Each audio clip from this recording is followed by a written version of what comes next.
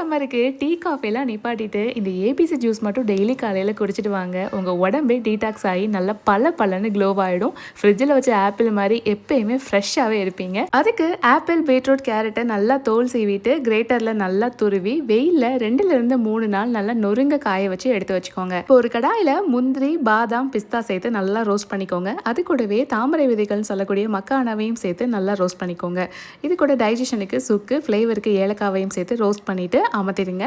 இப்போ இனிப்புக்கு நான் பனக்கற்கண்டு ஆட் பண்ணியிருக்கேன். நீங்கள் கருப்பட்டியோ வெல்லமோ சேர்த்துக்கலாம். இப்போ நம்ம வறுத்தது, காய வச்சது எல்லாத்தையும் சேர்த்து நல்லா நைஸாக பொடி பண்ணி வச்சுக்கோங்க. டெய்லி மார்னிங் டீ காஃபிக்கு பதிலாக இந்த ஜூஸை மட்டும் குடிச்சிட்டு வாங்க. இதில் கரோட்டின் அதிகமாக இருக்கிறதுனால உங்கள் ஐ சைட்டுக்கு, நல்ல ஸ்கின்னுக்கு, இம்யூனிட்டிக்கெலாம் ரொம்ப நல்லது. இவ்வளோ ப்ராசஸ் செய்ய உங்களுக்கு கஷ்டமாக இருந்துச்சு அப்படின்னா இதே இன்கிரியன்ஸை யூஸ் பண்ணி ஃபிட் அண்ட் ஃபுட் தமிழ் அப்படிங்கிற பேஜில் இந்த ப்ரீமியமான ஏபிசி மால்ட்டை சேல் பண்ணிட்டு வராங்க. உங்களுக்கும் இந்த ப்ராடக்ட் வேணும்னா ஸ்க்ரீனில் தெரிய நம்பர் அண்ட் வெப்சைட்டில் போய் செக் பண்ணி பாருங்க. இல்லைனா லிங்க்னு கமெண்ட் பண்ணுங்க. இதோட லிங்க் நான் உங்களுக்கு டைரக்டாக ஷேர் பண்ணுறேன்.